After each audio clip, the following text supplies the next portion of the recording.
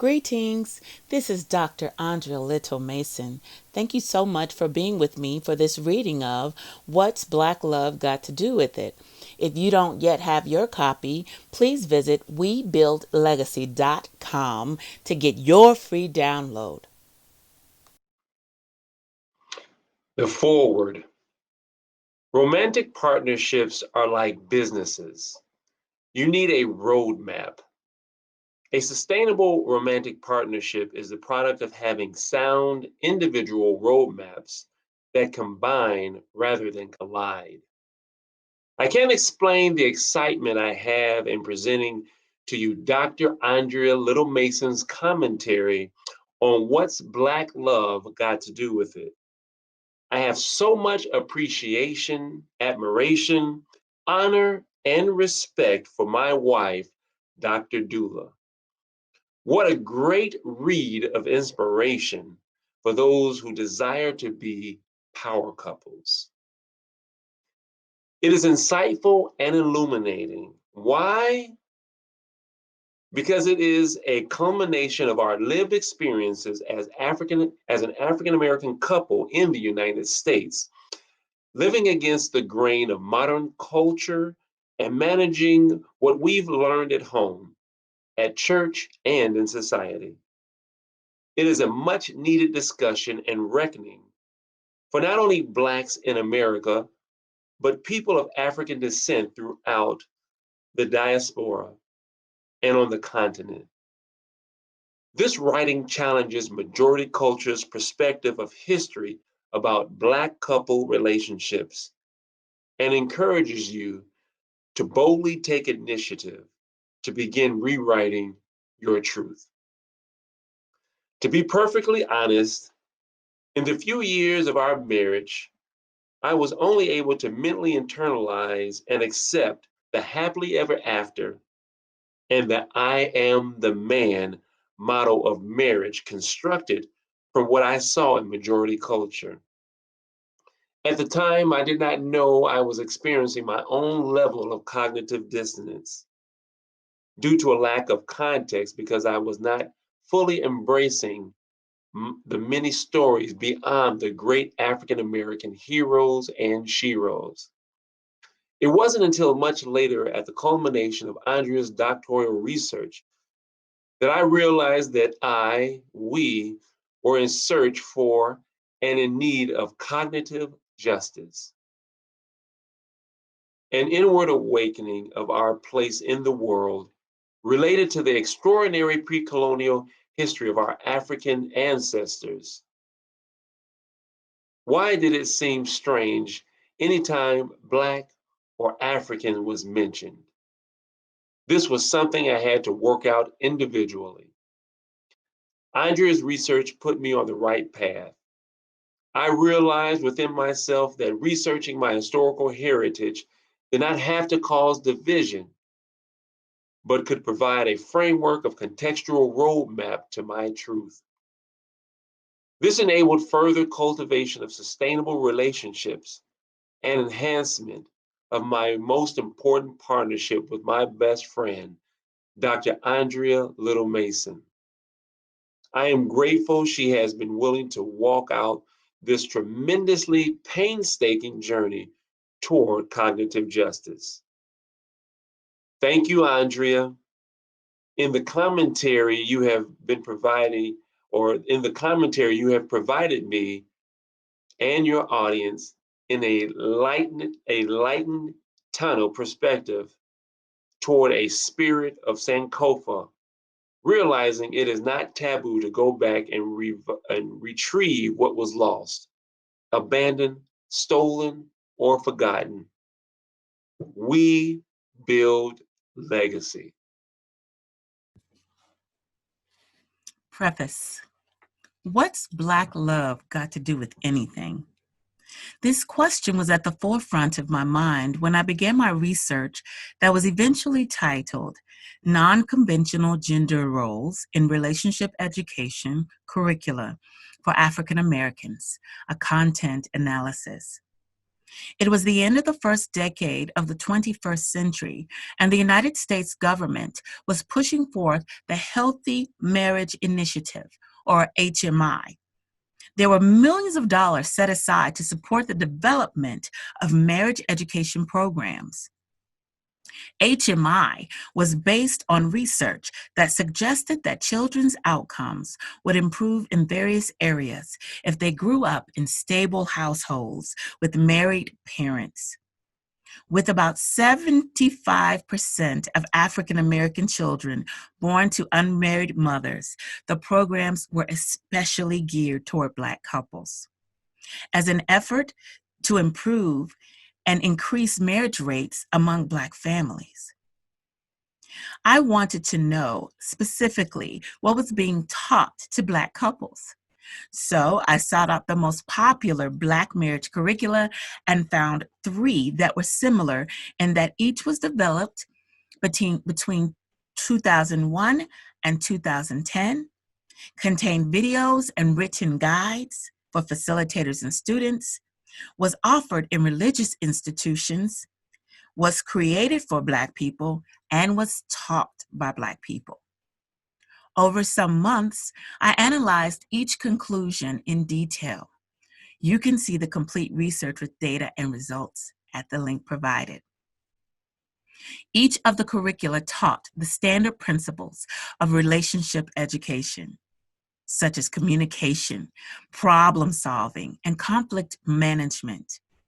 However, there was one statement that stood out to me as I reviewed the material, and it was the only statement expressed in each of the three curricula in some form. The gist of the statement was this: there was a time in this country when women stayed at home and took care of the family while the men worked outside the home to support the family. Each time I heard it spoken, I audibly said, "That's not true for everyone. Whose history is that?" When I was growing up, I only knew two Black women who did not work outside the home. And my mother, grandmothers, and aunts were not those women. Throughout U.S. history, Black women working was the norm, whether they were married or not. It bothered me that Black people were expressing a sentiment to other Black people that was not directly related to Black people's history and experiences in the United States. It was as if blackface had been put over a white message. It also presented Black couples with an image of relationships that suggested that they were already broken if the two partners were not fulfilling certain roles. I struggled to find a systematic way to show the discrepancies I found in these relationship courses. While at a research conference, I met a professor who had written a book called The Spell It Power Matrix.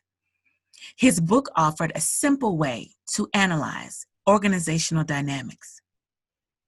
I considered how households were related to organizations and realized that in many ways they were the same. When the areas that were not related to romantic partnership were removed, the letters SPEI remained. When rearranged, the letters spelled PIES or pies. I took it as a sign that I was on the right path, since my husband and I had been using the PIES acronym in the relationship work we were doing. This ebook is intended to challenge common assumptions about romantic partnerships and encourage African Americans seeking to build strong relationships to critically think about the foundations of gender role expectations, consider how they fit into them, and find solutions so that they can cultivate their own satisfying relationships. Introduction. Nigerian author Chimamanda Ngozi Adichie has spoken about the danger of the single story and how where a person begins, a story matters. For far too long, a single perspective and narrative of the African in the diaspora has been accepted as the ultimate truth about who we are. That belief that there is a single story, a single way to view the world, a single interpretation of events that have occurred, a single truth about the historical context of humans in this world is pervasive in modern culture. Not only is the single story detrimental to the collective, but it is often the story of conquest and colonization of indigenous peoples from a perspective that minimizes achievements and demonizes histories of other cultures. The single story in a country like the United States, a nation that is a conglomerate of ethnicities, serves as a tool of erasure of the cultures that have sustained the country. For those who are not a part of the majority culture, there is often a cognitive dissonance, which occurs when a person is forced to coexist with or reconcile two incompatible ideas or beliefs. In modern culture, cognitive dissonance usually shows up as the tension or discomfort between what is broadly accepted as the single story that we should all embrace as the truth, and all of the other stories that make up the tapestry of American culture. While the concept of telling a story seems harmless, the power of the influence of the story that a person embraces is undeniable. As a descendant of Africans who were kidnapped from West Africa during the transatlantic slave and other parts of Africa, I am finding the stories of my ancestors before they arrived in the Americas more valuable than I ever could have imagined. Even with all of my Western education, I realized that listening only to the single story disabled me. There have been great efforts taken to hide these stories that included pillaging, destruction, and blatant sins of commission. In fact, the tellers of the single story have gone to great lengths to ensure that certain people are always portrayed as good and others as evil, no matter what their deeds. These inconsistencies in what had been presented as universal truth caused a lot of internal conflict in me. Additionally, as I met new people and traveled to other countries, I saw people existing in different ways that verified what I had begun to believe was true. That embracing the single story of the United States of America had required me to surrender certain parts of myself that were necessary for me to remember who I am as a daughter of Africa. While I have written specifically about its effects on people of African descent, the single story is harmful to everyone. Cognitive dissonance is a perpetual mental state for any person that accepts the single story of the United States as it is presented in school or in mainstream culture. In many ways, it weakens the ability to reason and to think critically about situations. Once individuals have been presented with additional information that shows that there are contradictions in the story, then there is a decision to be made. At that moment, the person has to decide whether they will accept the new information and allow it to alter their perception of reality, or rationalize the new information away to maintain belief systems as they have always been. When I understood my problem, I decided to attack it head on.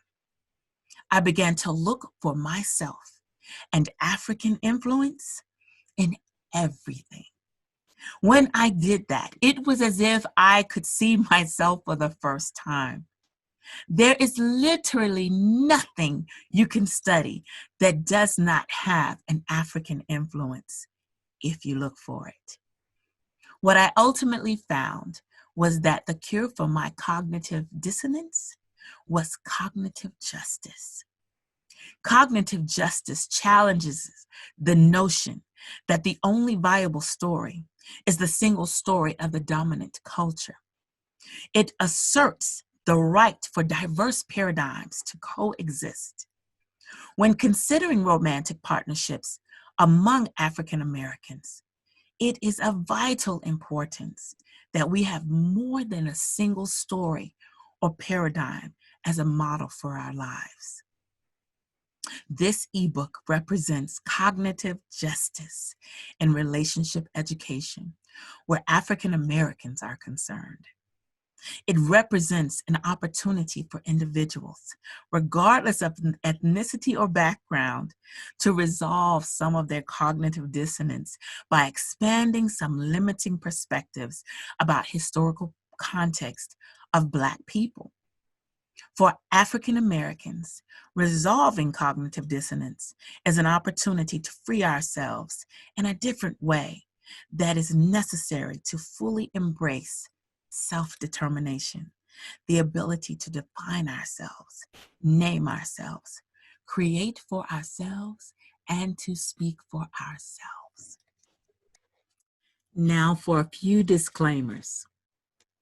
If you identify as Black, African American, diasporic African, or person of African descent, I understand that unless you have been taught about our history in your family or your community, you most likely do not know our history.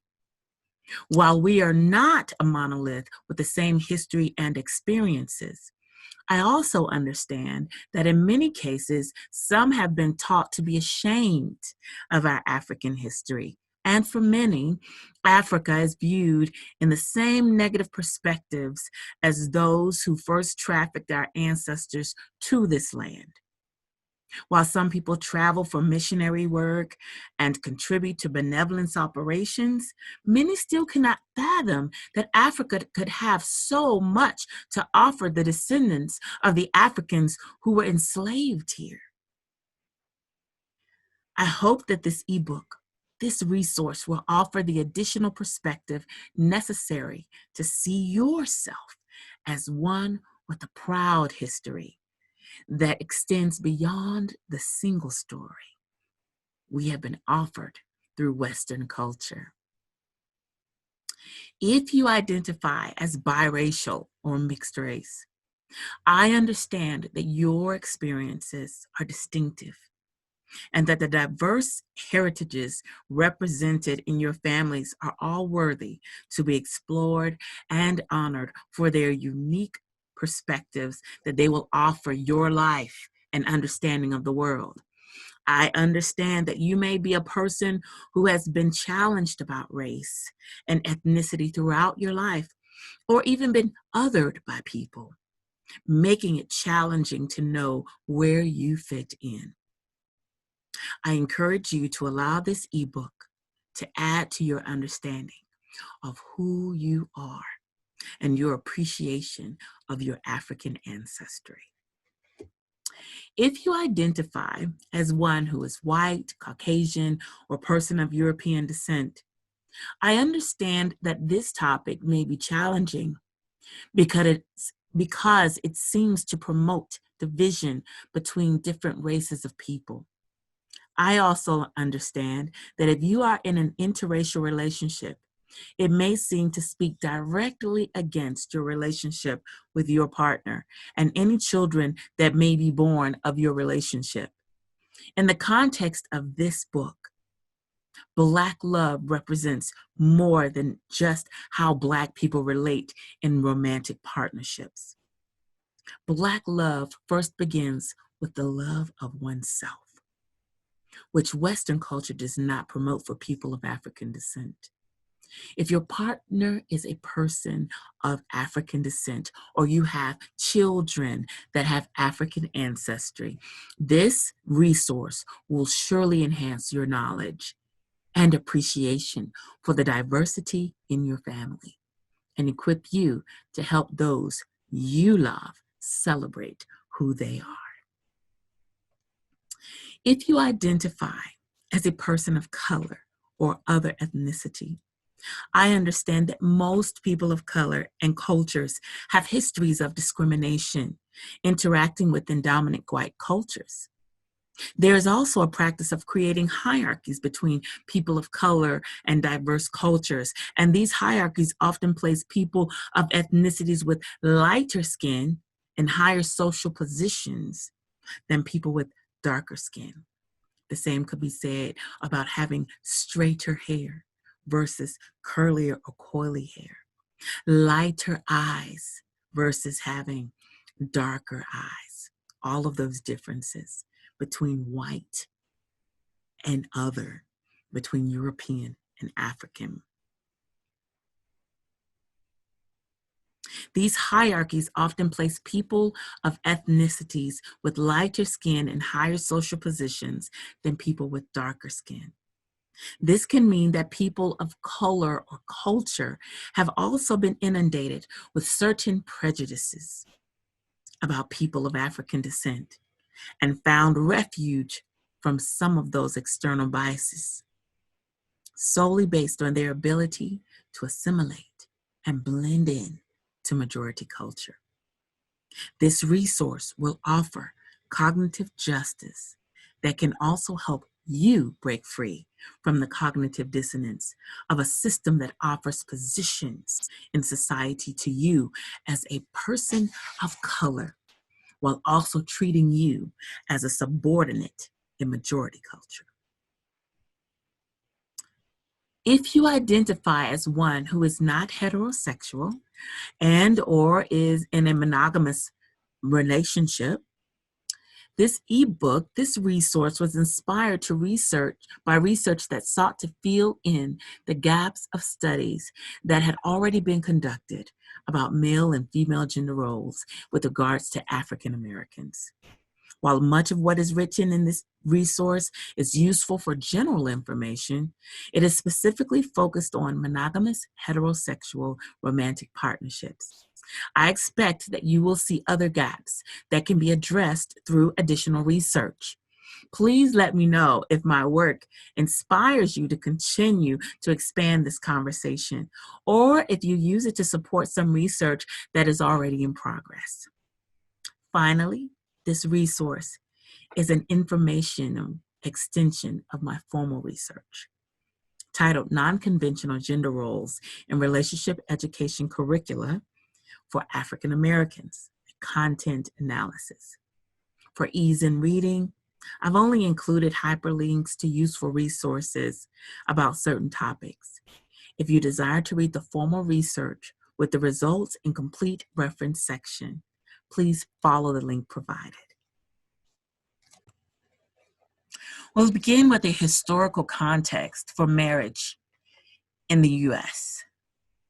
The culture of the U.S. has been influenced by people from all over the world. However, the first major influences were from England. So let's consider Europe's contributions to marital practices, including the influence of religion as the beginning context of the history of marriage practices in the United States of America. This is not an exhaustive review, but it is intended to provide some context for consideration about marriage practices. The earliest form of European religions were pagan and based on practices of Greeks and Romans who considered themselves religious. Religious piety was based more on adherence to prayer and rituals that helped maintain social order than faith and spirituality. The patriarchal expectations of men were similar to those that would be considered traditional in modern times, where the husband is dominant over the wife. After many years of persecution in Rome, In the 4th century, Constantine introduced Romans to Christianity. He had a vision of a cross by which he was told he would conquer. As the Roman Empire expanded, it absorbed other religions rather than attempt to totally eradicate them, which was a practice continued later by the Catholic Church as it spread Christianity in the Americas. The expansion of Christianity helped establish financial stability and military dominance throughout Europe and later in the New World. Christianity continued to spread across Europe during the Dark Ages. The Church of England, the Anglican Church, was established in 1534 by Henry VIII of England because he wanted to divorce his wife, and Catholic doctrine did not allow divorce. So the church was a part of the Protestant Reformation after it broke from the Catholic Church because of what was perceived as, quote, errors in Catholic doctrine. From its inception, the monarch was considered the head of the Church of England, and monarchs regulated the religious practices of the church.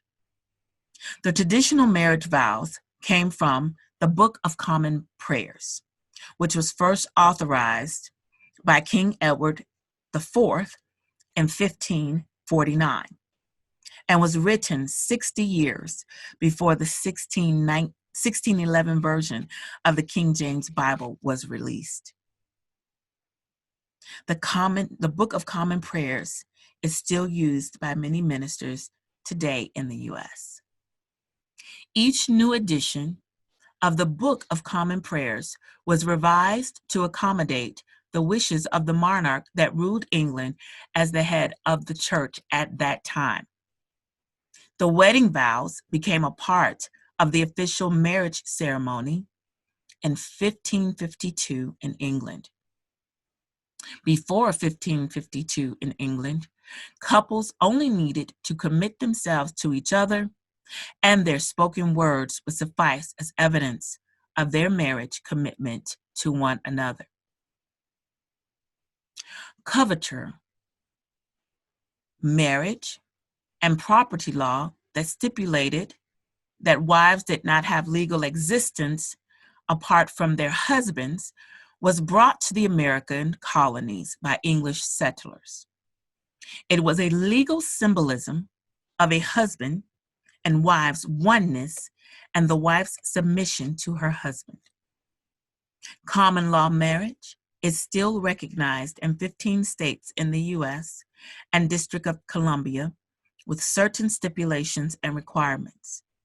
Common law marriages still require divorce procedures for the dissolution of the marriage. No-fault divorce became legal in the United States in 1976. Now let's consider how these contexts and expectations have affected people of African descent in the U.S.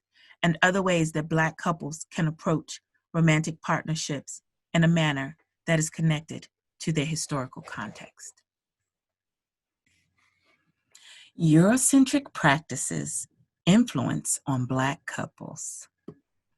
The origins of the marriage practices in the United States are important to consider in order to understand the practices and principles upon which many people base their relationship expectations. It is also important to acknowledge that for centuries, the marriage unions and partnerships of enslaved Africans and their descendants were not acknowledged. For hundreds of years, Black romantic partnerships and family structures were disregarded and not legally recognized by the United States government as authentic marriages. Oppressed people of African descent understood that their commitment to each other could not be based on the definitions promoted or condoned by their oppressors. They created their own marriage ceremonies based on the practices that were significant to them based on their traditions. These Africans who had lost autonomy over their very bodies understood fully that they would have to be creative if they were to ensure that children who were left behind would be cared for if parents were sold away. They knew how to create family quickly with those who arrived suddenly in strange new locations. And whether those that oppressed them acknowledged their romantic partnerships or not, those relationships were legitimate. And they worked together to endure and hold on to their relationships, even when their men were used for breeding and their women were raped and forced to bear their oppressors' children.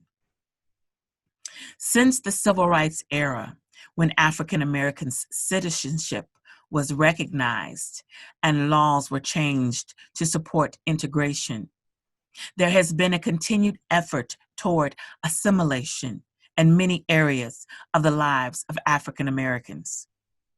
This includes their romantic partnerships.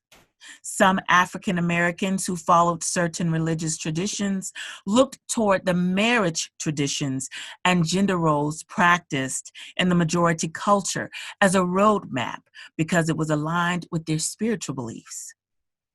To some, if they were able to function in the same manner as white families were shown to function in their power dynamics, masculine and feminine expressions, economic, educational, employment achievements, and domestic roles and responsibilities, then that would be evidence that they had been fully embraced as citizens in the United States who could achieve the American dream. In an interview with Harry Belafonte, Martin Luther King Jr. is quoted as saying, "I have come to believe that we are integrating into a burning house."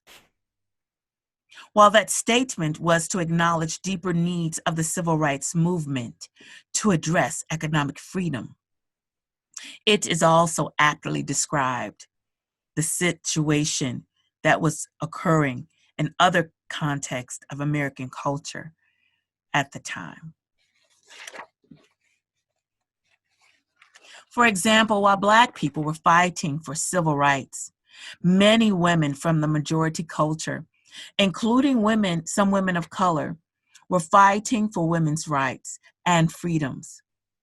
These women were marching as well and burning their bras to protest the structures that supported women's subjugation to men in power, freedom of expression, economic, educational, employment achievements, and domestic roles and responsibilities. They were protesting beliefs that suggested that women needed permission from their husbands for simple tasks, such as owning a credit card. Moreover, women who wanted to leave dangerous marriage situations were required to prove the faults of their husbands to a system that considered disciplining a wife as acceptable as disciplining a child. Stated another way, they were fighting laws that suggested that there was only one way for a man and a woman to function alongside one another in society and in romantic partnership. Many African Americans who chose to try to assimilate into the majority culture by imitating gender roles of marriage were literally integrating into a burning house. The oppressive ideals and structures that upheld them had already begun to burn, and they had already been shown to be unsustainable and unsuitable for a society that claimed freedom and equality for all of its citizens. Why considering the context is important. As stated earlier, people attempt to hold on to the traditional constructs of marriage gender roles for different reasons. Some non-religious people hold tightly to the predetermined concepts of manhood and womanhood, even though they're based on religious laws and ideals that they do not agree with. English settlers brought these practices to this land hundreds of years ago, and they were largely based on the religious expressions of the monarchy of England, which at the time was considered to be the head of the Church of England. Why do I mention this connection between marriage laws and the monarchy of England in a commentary about Black love? It is to encourage you to allow yourself to rethink or think again about your beliefs about men and women in romantic partnerships. It is also an effort to encourage you to consider whether your beliefs about the roles of men and women are universal truths or the personal truths of individuals who, at the time, had the power to spread their personal beliefs broadly and create laws to uphold them. At that time, the people trusted the kings and queens of England to be their spokespersons for God, much as the Pope is for the Catholic Church today. With each new monarch, there was new doctrine added or subtracted about how their subjects worshiped God and carried on their daily lives. Some might say that it was the epitome of making God in one's own image. Are the convictions about marriage that have been passed down from those monarchs working in your favor? And if people have been making laws that are not universal truths, then why are some so fearful to reevaluate their personal situations and realign themselves with ideals that work towards their highest good? In the US, the laws of the land often hold the same stature as religious texts do for some people. For those who want to minimize slavery, explain inexplicable actions of individuals that have gone unpunished, or why a thing is permissible one day and not permissible the next day, the easiest answer pertains to whether that thing was legal at the time or not. I heard a journalist say that the law is like the national religion of the US, and I agree. One major difference to organized religions, however, is that the laws are constantly changing and redefining our realities. I cannot imagine that any of our African ancestors arrived on this land involuntarily and then voluntarily chose to surrender their names, their cultures, their languages, their family lineage, or rites and ceremonies around birth, death, or marriage, for their descendants the freedom to embrace what has been lost, stolen, surrendered, and forgotten is a privilege and an opportunity to honor their resilience and sacrifice. Considering these contexts around pre-colonial gender roles and relationships in Africa, and allowing that knowledge to inform how we live our lives today has the ability to free us in our relationships and so many other areas of our lives as well. Reaching back to move forward. There's an African proverb that says, to go back to tradition is the first step forward.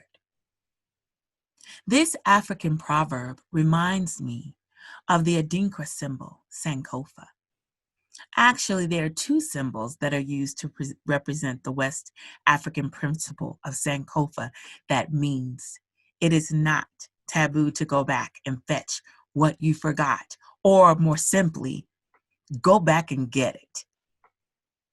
While one symbol resembles a heart, The other is a bird that is walking forward, yet reaches back to grab what is described by some as an egg and by others a seed. Both the egg and the seed represent the essence of the best of what our past has to offer us that can be used to help us grow toward the future. Sankofa is a reminder that in order to have a strong foundation, we must empower ourselves by gathering up the knowledge and skills that those who have come before us can teach us. Sankofa reminds us of the importance of moving forward, but not forgetting where we come from, and remembering that we can make more progress when we build upon the past and stand on the shoulders of our ancestors. Look for yourself in the story. Before continuing, it is important that this statement is clearly stated. It is okay for African people, Black people, African Americans, diasporic Africans, and any other people of African descent to have a story that begins in Africa. What other ethnic group does not seek to see themselves in their history? There is sometimes hesitancy for people of African descent to embrace an African story, especially if they've already believed the miseducation that goes forth in much of society that suggests that there was no African civilization before Europeans arrived in Africa. When one looks beyond these shores, the evidence of contributions of all people groups, and specifically those from the African continent, are plenteous.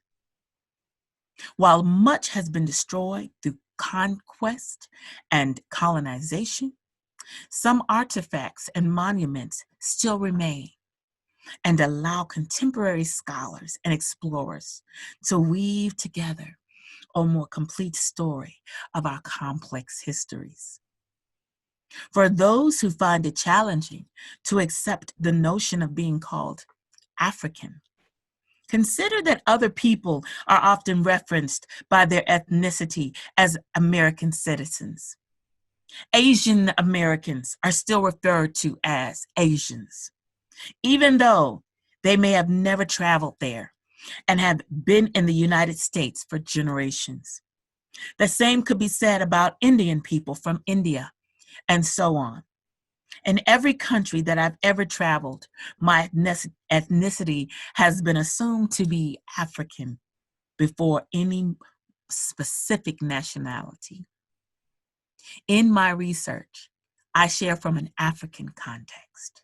This is similar to the way Western culture refers back to Greek and Roman cultures, or even more recent European context as a foundation. I always resist those who would like to suggest that African Americans have been orphaned and bastardized. We have a place of origin, and our DNA has memory. Even though much has been lost and stolen, there are still remnants of our pre-colonial customs, behaviors, and beliefs that we should hold on to when we want to rebuild and remember who we are. We can reconnect. The story of the African in the Americas is so complex and rife with so much degradation that some still prefer to disassociate themselves from any aspect of being related to Africa. For some, it is because they may desire to focus more on the diversity of their backgrounds and not just the African part. I encourage you to embrace your African ancestry as well. Go back and consider the good, the bad, and the ugly of whatever ethnicities you have. If you're in the United States, unless your ancestors were native to this land, you are away from the pre-colonial home of your ancestors.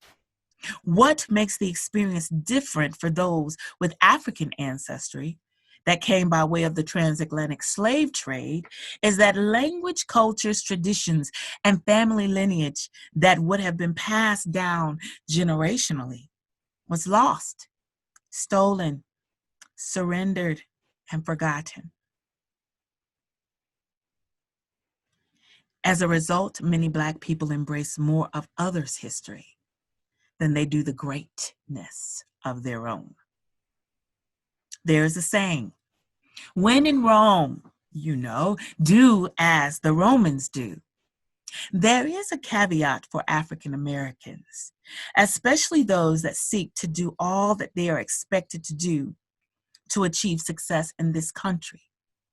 While some of the adopted practices may ensure greater safety in hostile situations, other practices will mean greater detriment for African Americans over time. This dynamic can be clearly seen with regards to gender roles as Black people seek to adopt power structures in various areas of their lives that have been shown to be unsustainable, undesirable, and oppressive, even in the lives of those who promote them. The Africans who were brought here against their wills were not monolithic. They were from hundreds of tribes and nations from various parts of Western and Central and Southern and all over Africa with different languages and customs. We, their descendants, are not a homogeneous group either. We have different experiences, exposure, expertise, education, and we come from different environments. We should expect that our romantic partnerships will also be diverse and unique to satisfy the unique needs and our unique needs and to work for our highest good. When I was growing up, people talked about the United States being a big melting pot. As I've grown older, I've leaned more towards calling it a chunky stew, and at times a tossed salad. The nature of a country that is built around immigration and freedom presupposes a tolerance for differences in beliefs, cultures, and traditions. A melting pot gives the impression that individuality and cultural differences have blended and melted away.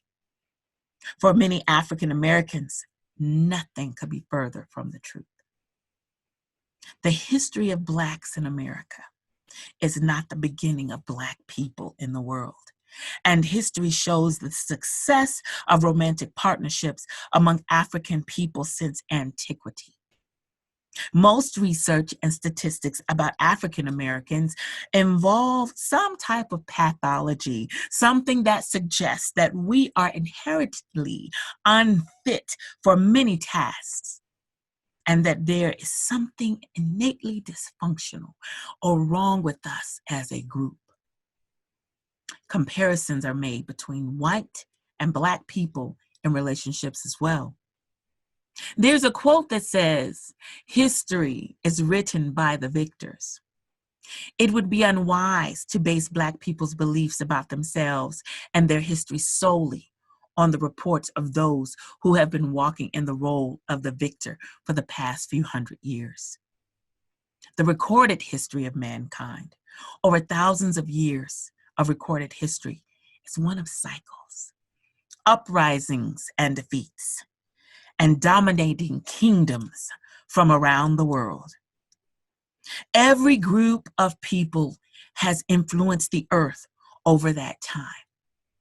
Wisdom would encourage us to celebrate the best of what those histories have to offer about people's cultures and give credit where credit is due.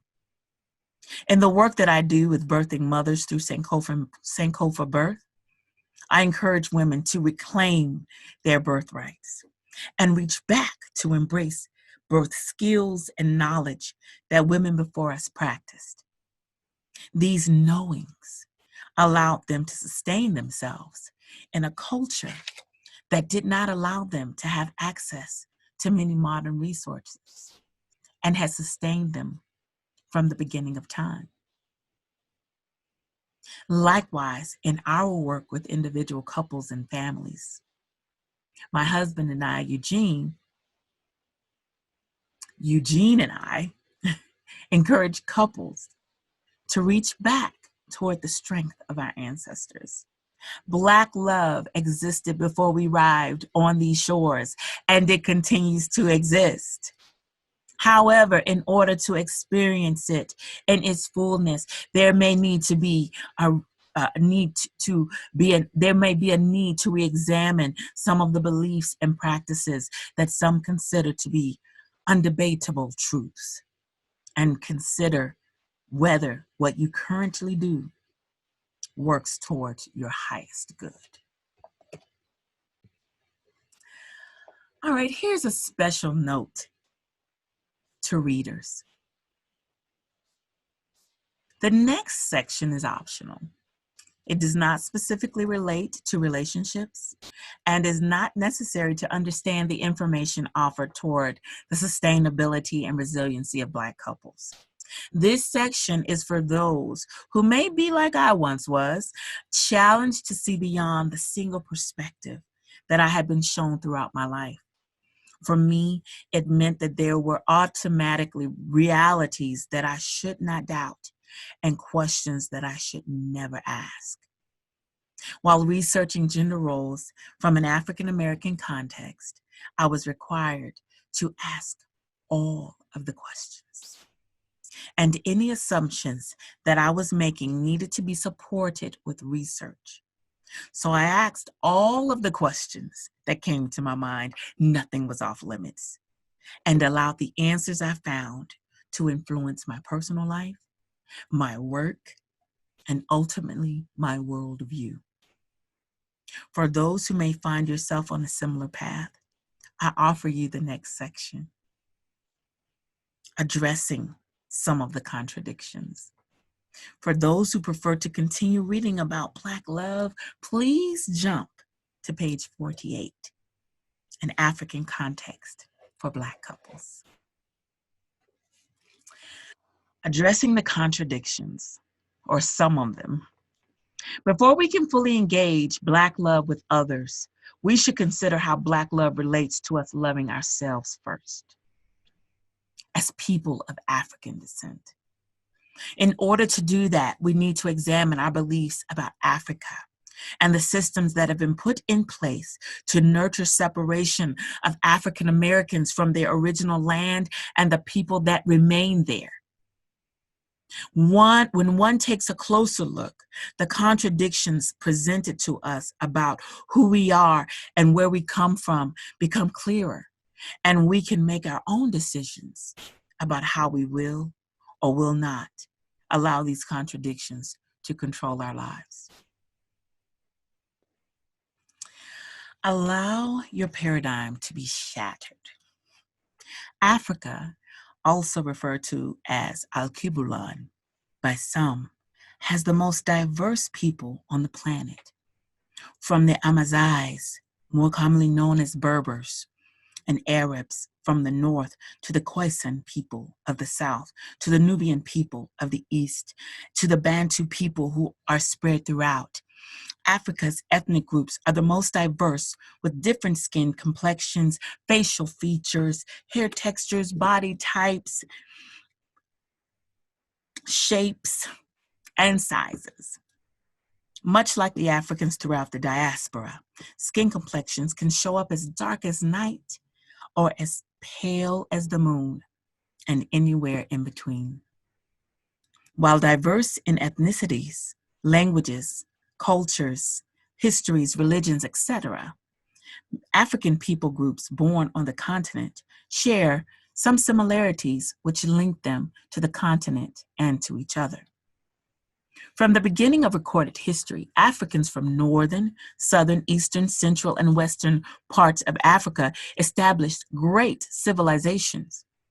However, their great accomplishments have been ignored, and as they are being brought to the forefront, some find it challenging to imagine how the greatness of Africa could coexist while observing its current post-colonial state. It is worth noting that some African history is omitted because it would mean that Christian Western countries would be promoting the accomplishments of Muslim African people.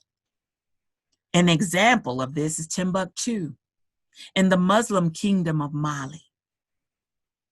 In the 14th century, during the reign of Mansa Musa, the richest person to ever live, Timbuktu became a center of learning of Islam, astrology, mathematics, history, and medicine.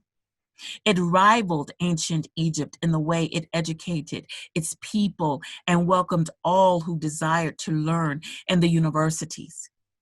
Arabic was to Africa what Latin was to Europe as a way to encourage literacy and the spread of religion through educational institutions. While it is well documented that Europeans visited Timbuktu to learn with others from around the world, the influence of Timbuktu on Europe as it was exiting the Dark Ages, is not often mentioned in Western history. Each individual should decide whether their account of history and the progress of humankind will only be based in celebrating the accomplishments of those who look like them, worship like them, and or believe like them. Ultimately, for people of African descent, the decision to acknowledge all of Africa's diverse history is an effort to fully know oneself. Have you ever considered this? Europeans hold tightly to the legacies of the Greek and Roman empires. Even though after Rome's last emperor was defeated, Europe was plunged into the Dark Ages, which lasted roughly 1,000 years, from 500 AD to 1500 AD.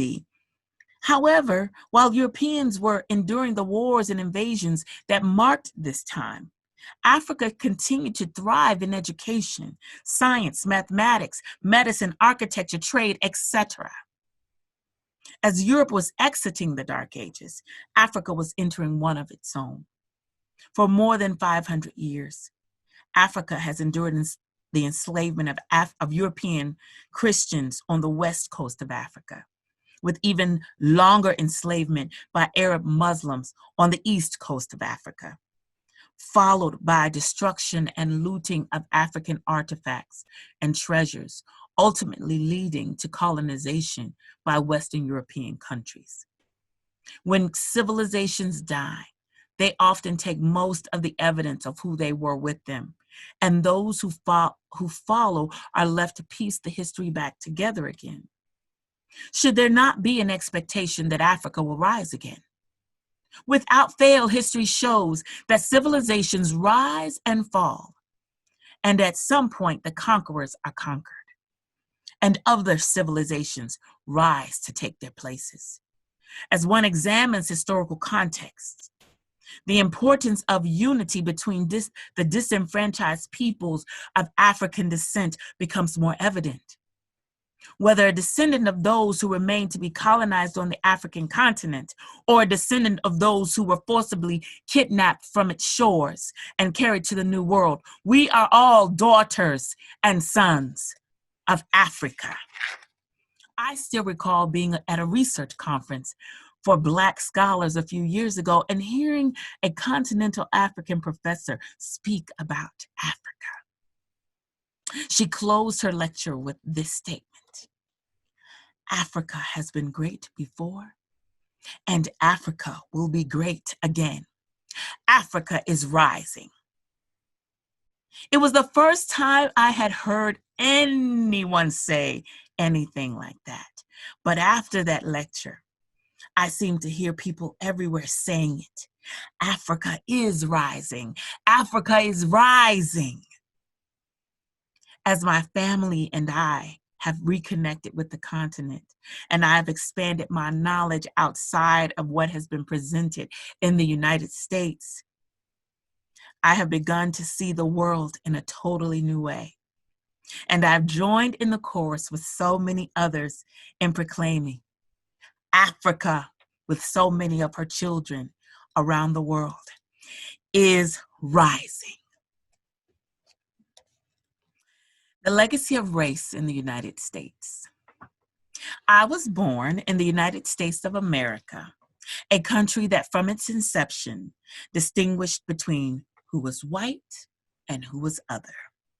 In this country, the same individuals responsible for the Declaration of Independence were also responsible for determining that every 5 enslaved Africans would be counted as 3 people for the purpose of voting and increasing the government's revenue.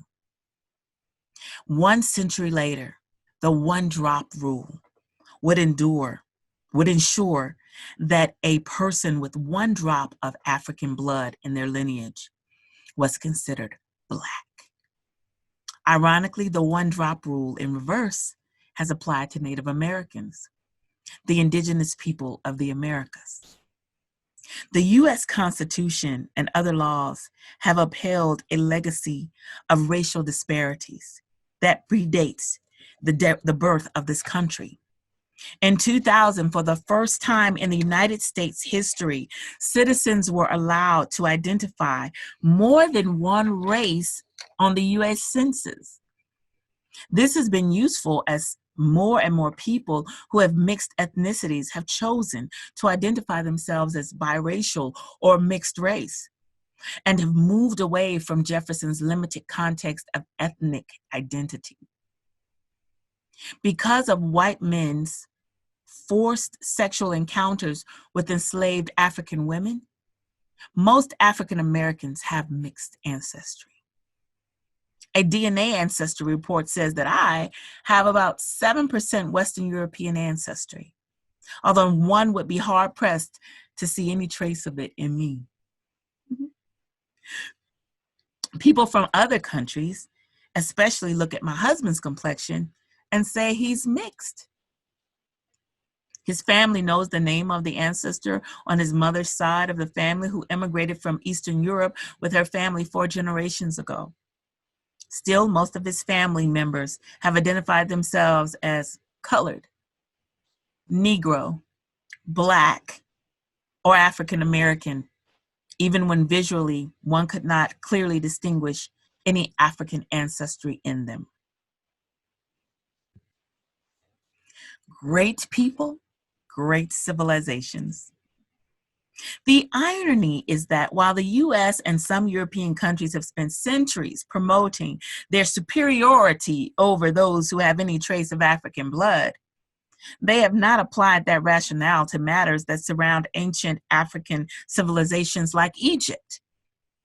Of these African empires and kingdoms, they have asserted that the greatness of their civilizations could only come from outside the continent of Africa.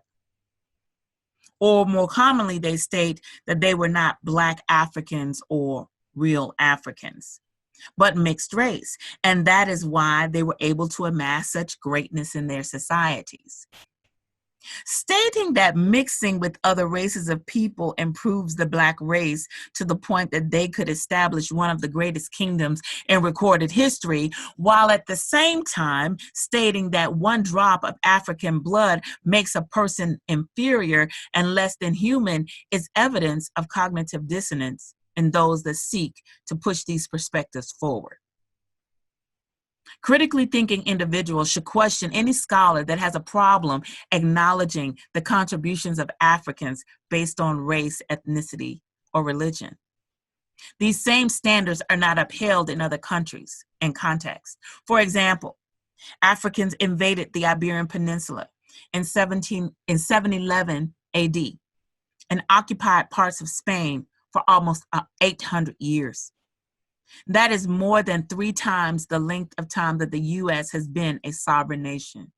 Yet today, little credit is given toward the strong Muslim influence in daily life, trade, and architecture in Spain that allowed the area to prosper while the rest of Western Europe was passing through the Dark Ages. These same individuals still declare the United States of America to be a white nation, even though the status has only been maintained because the race category on the U.S. Census has been continually updated since 1790. As a result, some people groups that would not have been considered white in the U.S. less than 100 years ago are now, regardless of their physical appearance. This includes Italians, Greeks, North Africans, Middle Easterners, Jewish people, Latinos, etc. Additionally, up until 1965, great efforts were made to maintain the Western European majority of racial composition in the country by means such as the 1924 National Origins Act. Any great civilization involved in trade and commerce will be influenced by those they interact with. And as different ethnicities intermarry, cultures will begin to blend. As great scientific minds, scholars, artisans, and others exchange ideas, new procedures are developed, practiced, and intertwined. The same happens today in the US as people migrate to the country and use their skills. Any accomplishments or discoveries are still credited to those sovereign nations, which has been the practice for thousands of years around the world. None of the presumed influence of other ethnicities and cultures have been used to undermine the accomplishments of contemporary sovereign nations, such as Spain or the United States of America. Likewise, people of African descent should apply resistance toward those who would attempt to minimize the influence of Africans in ancient civilizations, cultures, and scientific advancements simply because of their interactions and affiliations with outside people groups. Demographics and culture or geography? There is often a major distinction made between Northern Africa, Berber Arab Africa above the Sahara Desert, and Sub-Saharan Africa, Black Africa below the Sahara Desert. The problem is that there is no consensus about which countries it includes. If one looks at geography, then Sudan is considered to be North African territory, even though some of its people have some of the darkest, deepest skin on the planet. If one considers the ethnic makeup of the people, they would be considered Black African. But those that divide the continent based on Islam being the dominant religion will place Sudan as part of North Africa with the other Muslim countries. Which of these is the correct way to group people on the African continent? There's a similar situation with Europe and Asia, or Eurasia, as it is also called. If one looks at a geographical map, there is no clear separation between Europe and Asia. Based on governmental boundaries of countries on a political map, Russia is located in the continent of Asia. Yet the people of Russia are considered to be Eastern European.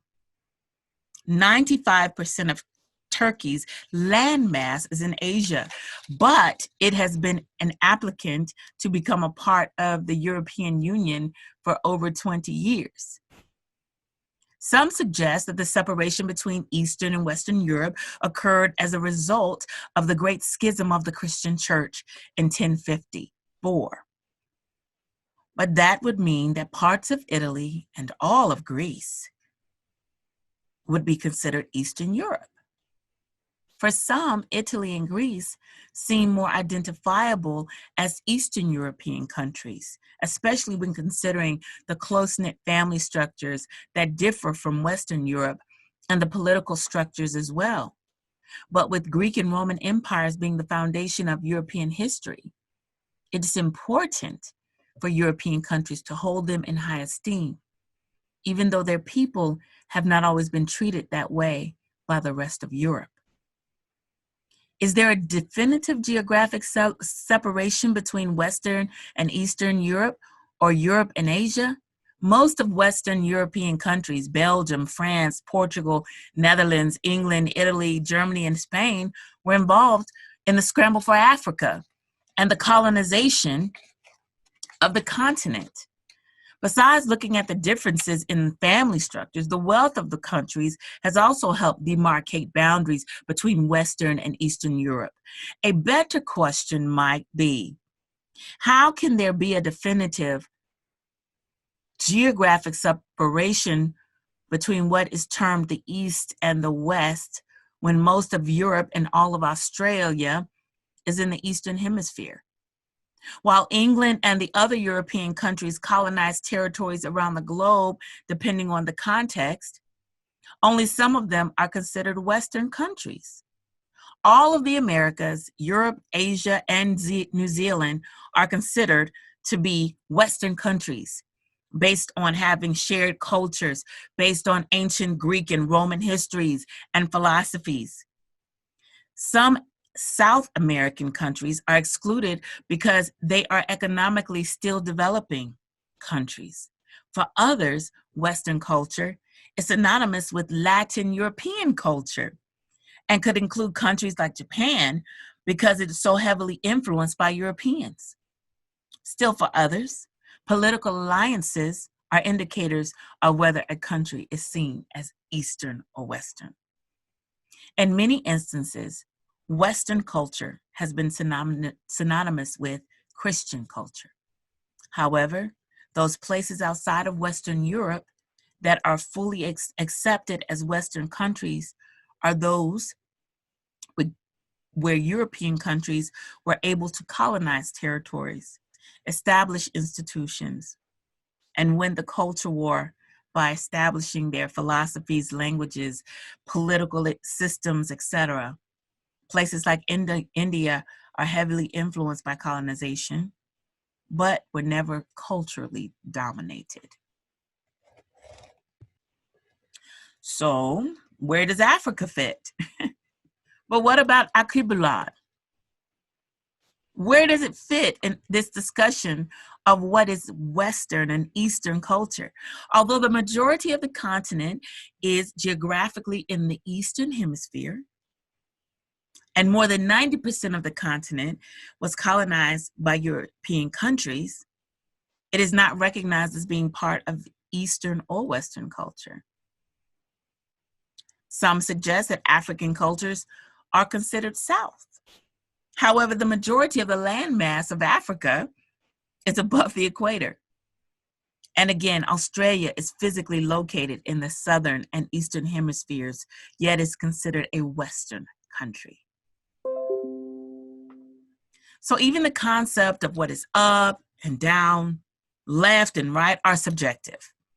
There are two different African kingdoms, Egypt and Nubia, who both identified upper and lower parts of their kingdoms in opposite ways than the way that would be identified on a map today. What is commonly shown as north today was south for them. They based their identifications of upper, south on a map, and lower, north on a map, on how the source of the Nile River flowed, which allowed them to grow food and assisted in trade as a source of transportation in an otherwise desert area. Much of what we accept about the foundations of our knowledge and understanding of the world that we hold as universal facts have been decided by those who were in power at that time. For example, the prime meridian is an arbitrary line representing 0 longitude on the globe. It was only accepted worldwide in 1884. It has been used universally less than 150 years out of the thousands of years of recorded history. Before that time, countries and territories were existing much more independently based on their own practices or their preferences of the leaders that governed them. Had a different government been dominant, instead of England, which at the time was a reference point for imperialism, then a different location may have been chosen as the reference point that we now call the prime meridian. It could have literally been placed anywhere on the globe. We should be mindful of what we consider to be irrefutable fact.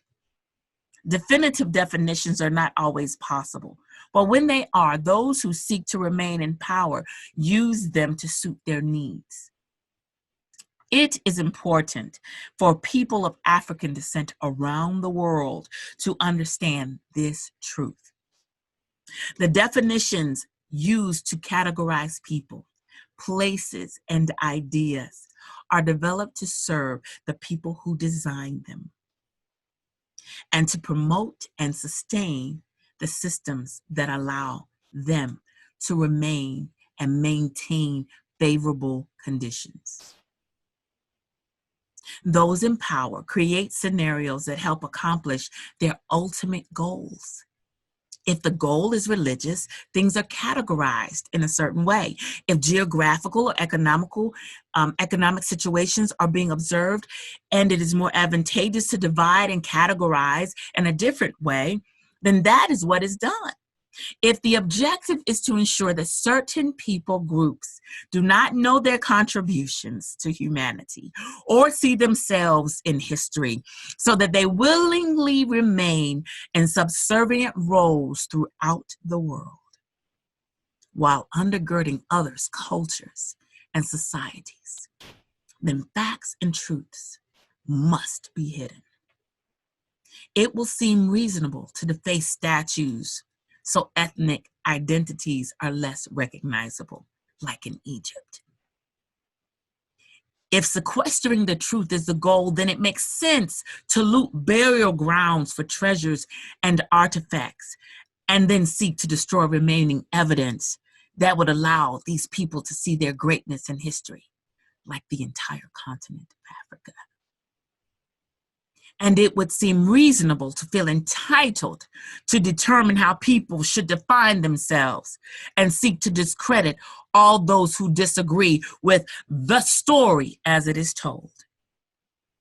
There is no need to have your truths and observations affirmed by those who have systematically sought to eradicate your people, your culture, and your spiritual beliefs on a global scale. People of African descent would be wise to work to reclaim and maintain their personal autonomy, physically, intellectually, emotionally, and spiritually, and to more fully embrace the Kwanzaa principle of kujichagulia, which is self-determination. We must stop willingly handing over the power we have to define ourselves, to name ourselves, to create for ourselves, and to speak for ourselves. An African context for Black couples. For an African context regarding gender roles, I looked back toward the cradle of humanity and civilization, to Africa itself. While researching gender roles for African Americans, I realized that if our ancestors brought indigenous practices of childbirth, agriculture, and healing that could be traced back to the continent, surely there were other dynamics that could be seen about romantic partnerships between men and women as well. I decided to look for women in historical contexts and observe how they were positioned in leadership. Growing up in a Christian home, I wanted to look at pre-colonial Christianity in Africa as well and consider how it developed among Africans. While many began their exploration of Africa in antiquity in Kemet or Egypt, I wanted to avoid the controversies about the ethnicity of pharaohs that are still being debated and look a little further south to Ethiopia and Nubia. I found Ethiopia and Nubia to offer very useful examples of African women in leadership and connections to Judaism and Christianity as well. This is not an exhaustive review, but it is intended to provide some context for your consideration and later research if you desire. The Nubian Kingdom of Kush, sometimes referred to as Ethiopia by the Greeks and the Romans. In present-day southern Egypt and northern Sudan, Nubian civilization can be traced back to Kerma, one of the earliest developed indigenous societies in that region, which emerged thousands of years before the first pharaonic dynasty in Egypt. There are more than 250 pyramids marking the burial grounds of Nubian leaders, although some were partially destroyed when European archaeologists set off explosives and plundered them looking for treasures. As neighbors, Nubia and Egypt have been trade partners, military allies, and foes. And at one point, Nubia conquered Egypt and established its own Egyptian dynasty. Nubia is said to have been heavily influenced by Egyptian culture. However, recent evidence suggests that Nubia and Egypt developed side by side, each with their own unique culture. One area where cultural differences are clearly shown is in the leadership roles of women in Nubia. While some Nubian queens ruled without kings, Nubian empires were known for having co-regents. These queens were crowned alongside the kings, had pyramids of the same stature, exercised power jointly, and commanded armies. Queens of the Kushite kingdom, also known as Candaces, led multiple successful resistances against Rome, who consistently tried to conquer it. Candace Amanirenas was known as the one-eyed queen. Her husband had died, but she continued what turned out to be a 5-year war with Rome to protect the Kushite people from being conquered as Egypt had been conquered. She battled back and forth with Caesar Augustus, the first ruler of Rome, considered by some one of the world's greatest leaders. His failure to subdue the Nubian queen led to a peace treaty. As evidence of these encounters, when archaeologists excavated one of the Nubian temples, they found the head of the statue of Augustus. It had been buried there, where it would always be under the feet of the Nubians. There are 10 sovereign ruling queens and 6 that ruled as co-regents with their husbands. Some are listed below. Shanak Dekete, 177 BC to 155 BC. Amani Reines, 40 BC to 10 BC. Amani Shikate Keto, 10 BC to 1 AD. Amani Tori, 1 AD to 20 AD. Amani Titere, 22 AD to 41 AD. Amani Kateshan, 62 AD to 85 AD. Malikorobar, 266 AD to 283 AD. Mahi Deamani, 306 AD to 314 AD. Like the men, women rulers were called Kore, meaning ruler, and some were called Kandake, meaning queen mother. Queen mothers were often depicted as powerful, with more masculine features, and full of figures in their artwork. There was evidence of a different standard of beauty than what was shown in Egypt. Some married co-regents were known to have facial markings, which were common in Central Africa. The Kemetic religion lasted for 3,000 years in Nubia, where Isis is one of the deities worshipped as the queen of all gods, goddesses, and women. Women were also spiritual advisors and priestesses in Nubia. Christianity reached Nubia, modern-day Sudan, and replaced the Kemetic religion that was prevalent in the region as Nubia was fading in power toward the end of 1 AD. The Meroitic language and writing system existed from about 300 BC to 400 AD in the kingdom of Kush and is believed to be derived from Egyptian hieroglyphics. However, scholars are still working to understand and decode the language, which has both cursive and hieroglyphic scripts. Ethiopia. It is considered the cradle of humanity, the home of the Queen of Sheba, Makeda, written about in the Bible in 1 Kings 10, 1 through 13. The first emperor of Ethiopia, King Menelik I, is said to be the son of Queen Makeda and King Solomon of Israel. Ethiopia accepted Judaism at the beginning of the Ethiopian Empire in 950 BC. According to legend, the Ark of the Covenant was carried to Ethiopia by King Menelik I and remains there. Axum is present-day Ethiopia.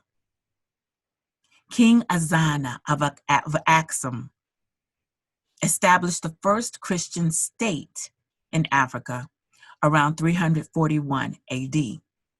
The home of the oldest church in Africa, Saint Mary of Zion, and one of the oldest in the world, was built in 4 AD. Ethiopia established a pre-colonial Christian church, not influenced by European colonial powers. Christianity was not a Western concoction for African people. The current iteration of Christianity is a Western creation, and many agree that Western Christianity has played a major role in politics and the development of Western culture. Ethiopian Empire Axum was involved in international trade, and while Christianity was its primary religion, multiple religions, including Islam, coexisted in Axum. Ethiopia is the location of the rock-hewn Lalibela Christian churches from the 12th century that were carved into mountains and still serve as places of worship today. In the 16th century, Ethiopia rejected the Catholicism that Portuguese missionaries brought to them. Catholicism was viewed as a foreign version of Christianity.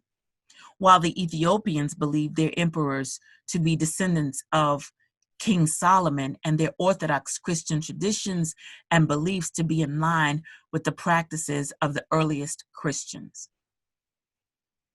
It is important to note that some doctrines of Orthodox churches, like those in Ethiopia, differ from Protestant doctrines practiced in Western countries, similar to the way Catholic Church doctrine differs from Protestantism. For example, in Eastern Orthodox beliefs, which precede Catholicism and later Protestantism, heaven and hell are not literal places. In Catholicism, hell is a place, but there's also purgatory where a person can undergo purification for heaven after death. For Protestants, there's only the physical heaven and the physical hell after death. How does one reconcile these differences in the way the gospel is interpreted, especially with the concepts of heaven and hell? being such major parts of evangelicalism and evangelism in Western Christianity, which is the right doctrine to follow. Ethiopia was the only African country to successfully resist colonization by Europeans. Ethiopians use binary math, a system that was also used in ancient Egypt and is the basis of our modern computer technology. Ethiopians maintain a 13-year calendar, which begins on September 11 every year. The calendar is also 7 to 8 years behind the Gregorian calendar that the rest of the world uses. Other African queens. Earlier, I mentioned queens from ancient times in Eastern African kingdoms of Kush and Axum. However, queens who also served as advisors and warriors continued to lead their people in battle for centuries across Africa, defending against European imperialism and other invaders, especially in West Africa, where most African Americans have ancestry. Women of African descent have always had a context that extended beyond expectations of women being gentle, passive, and docile. Couples can exhibit complementary roles in their relationships in different ways. Just as all women do not see traditional roles as oppressive, all men do not view strong, assertive women as threats to their manhood or their position in society. Evidence of the fierceness of the African spirit is still evident in the descendants of the Maiafa. And both Black men and Black women have been criticized because of it through society. It is important that these differences and expectations for romantic partnerships expand to include the possibility of roles of women who function in ways that exemplify who African women have always been since antiquity. For pre-colonial African people, it was common to see the value placed on both masculine and feminine energy, and to see it expressed in their deities as well as in their rulers. It was not uncommon to see a male pharaoh, the female Kandake, or a husband and wife serving together as co-regents. I consider those to be some of our first examples of power couples. Why does it matter? All of this information is important because every other culture, ethnicity, and race of people that makes up the U.S. landscape looks back to the land of their people to establish cultural context. Those of Asian descent are not criticized for valuing their cultures or for honoring their ancestors. Western Europeans reach back to the accomplishments of the Greeks and the Romans as a foundation upon which they can build. African people, though dispersed around the world, should do the same. When thinking about marriage and committed romantic partnerships, consider these thoughts.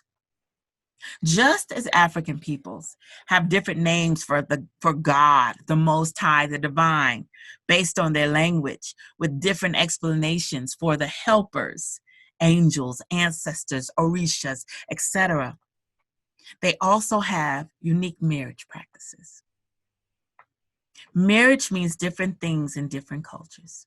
In some countries in Africa, the traditional commitment before the family and community still carries more weight than the white wedding, as it is often called. Who gets to decide what customs carry the most weight in your relationship? Ultimately, you do. While in the U.S., there is often a hierarchy and arguments about whether a married woman should drop her family name, there are places, even in the diaspora in Latin America, where it is customary to carry both family names or emphasize the matriarchal lineage. Many practices are more about cultural traditions than they are about the evidence of a commitment to live in partnership with another person in a certain way. If you don't like the mold, if you don't fit the mold, you can either seek to further assimilate like a square peg in a circle hole, or you can accept that you really do not fit that mold and you can do something different. You can serve yourself and your family best if you prioritize making, maintaining, and maximizing the connection in your romantic partnership. One of the greatest challenges to African American couples in the U.S. in recent years has been the continued attempt to adopt practices and patterns from the majority culture that do not serve us. They really don't. It is double-mindedness that creates cognitive dissonance and, for some, mental instability. When we do not understand the different facets of our relationships, we can experience cognitive dissonance. Cognitive dissonance occurs whenever there is a contradiction between someone's knowledge, opinion, and belief about something and the reality of the person's life, behaviors, and environment. Simply put, it is the internal discord that is birthed when a person believes one thing but seeks to do another thing. This often happens in romantic partnerships, when one or both of the partners have individual beliefs that do not line up with their behaviors. For some, the internal discord may cause partners to try harder to fit themselves or their partners into expected roles. However, this dissonance can also provoke individuals to seek new ways to relieve the tension and disharmony in their relationships. After hundreds of years of romantic unions not being acknowledged in the same way that white men and white women's relationships were acknowledged in the U.S., we should be intentional about how we decide to partner with others so that our relationships work toward our highest good. Our source, ourselves, and others. As I am completing this writing, I was listening to a documentary about Africa that stated that in 2000, a survey taken of white Americans and Europeans, 80% said that Africa still represented death, darkness, and the fear of the unknown. They described it as a place where there is opportunity for adventure and mystery, as well as a mythological paradise. For people of African descent, Africa should represent much, much more.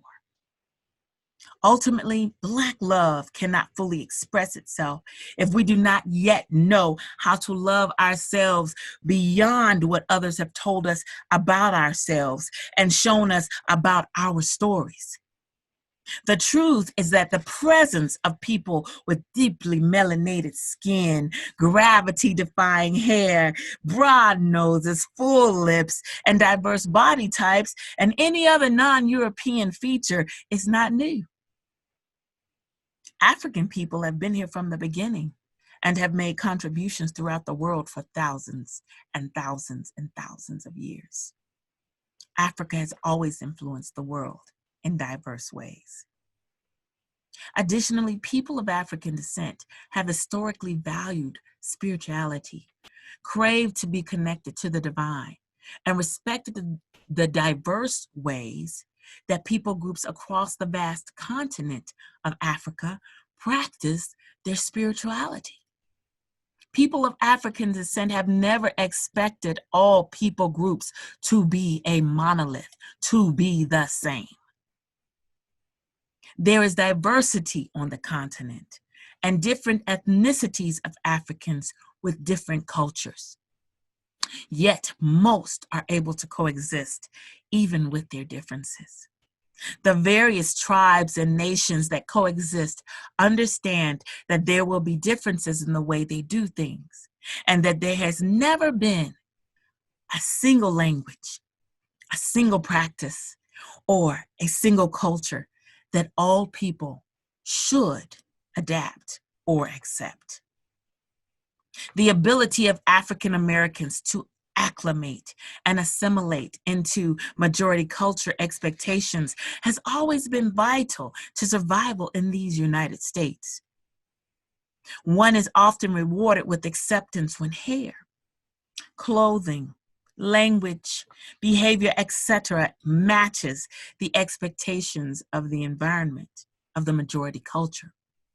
So it's understandable why assimilation into majority culture with traditional marriage expectations can be so important for some. For others, there may be a fear of operating outside of anything that is not accepted by broader society. The fact still remains that the guidelines and rules about gender roles that are regarded as unquestionable truths were based on religious beliefs, but have also been influenced by the preferences of kings and leaders throughout European and American history. These leaders were in a position to establish rules and to determine what would be acceptable and unacceptable. However, there is no evidence of a single perspective on gender roles across the continent of Africa. The Africans that were kidnapped from the continent did not have a choice about certain aspects of their lives. For hundreds of years, their descendants did not have many choices except those that included the prospect of death in the New World. But today, we have options. Today, we can choose what we cling to as truth without fear of death. You and your partner can choose how you will interact in your relationship. Remember your autonomy.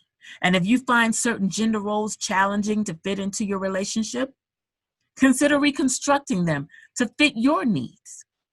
Take a look at the next page for some ideas about how you can do just that. Find your tribe. Hey, I love it. Find your tribe. Find your tribe. If you look across the continent of Africa, you will still find different models of romantic partnerships. While some indeed have the traditional structures that we're accustomed to seeing, others differ. In some cultures, women may be responsible for the care of the home, but also for building, working the land, and gathering food. While we most often hear about women's subjugation to men and the lack of ownership, there are other people on the continent where the opposite is true. Those people focus more on the matriarchal lineage, and any land that the woman works belongs to her. Among these people, the men are not the foundation of the culture, the women are.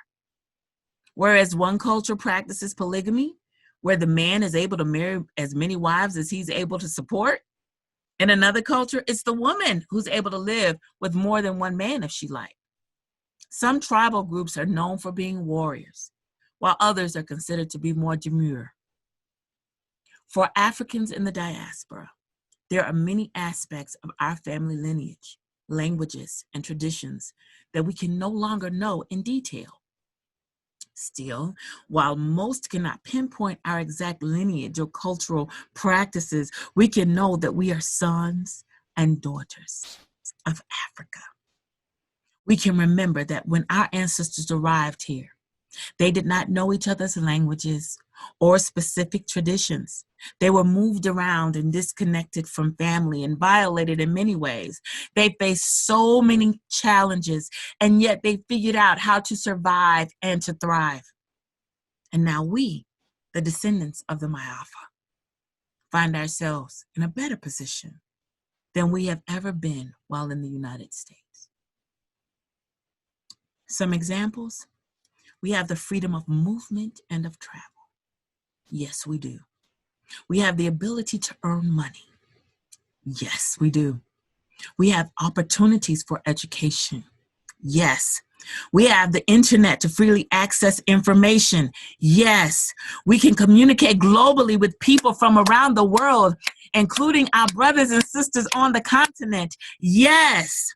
We can speak freely our thoughts and convictions. Oh, yes, we can. And in our relationships, we can find our tribe. Yes, I said find your tribe. Now, there's a chart that you're going to have to look at. I'm going to show you. There's a chart. I want you to take your time and I want you to look through this. Figure out what kind of couple you are. Make sure you go and get that download for that. These 3 style types represent 3 of the romantic partnership styles that are most visible among African Americans. One is called a classic couple tribe. That one is more of a traditional hierarchy. Read about it. It might be you. You might be, this is me. This is what I believe. This is what I feel. There's a space for you. And that's the other one is called the crown couple.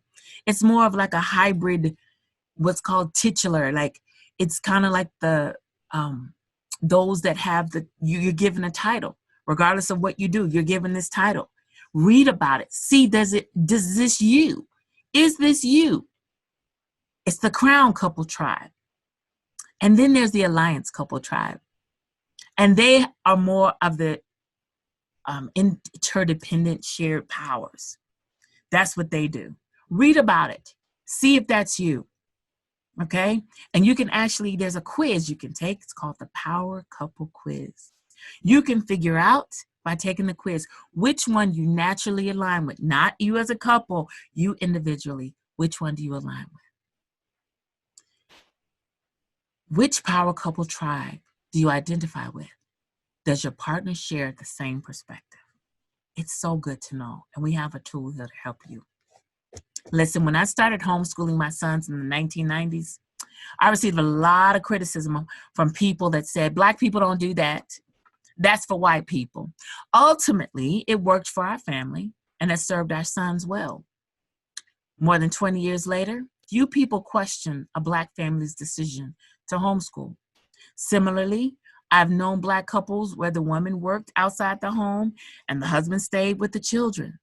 I watched them walk very challenging paths, and they told me they had heard the same statements that we had heard when we did something different.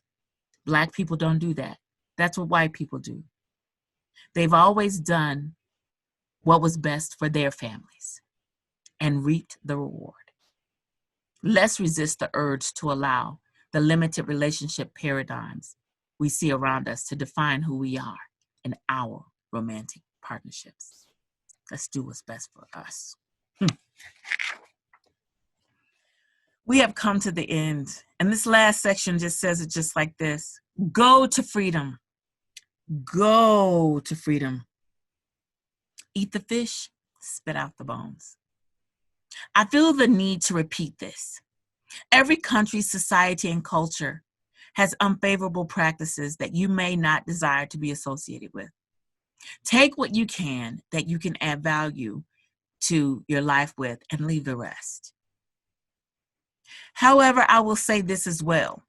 If you cannot look for the good or appreciate all of the contributions that come from the African continent, but you are able to forgive the role that the Western Christian church has played in the oppression of Africans and people of color all over the globe, then I wonder, why?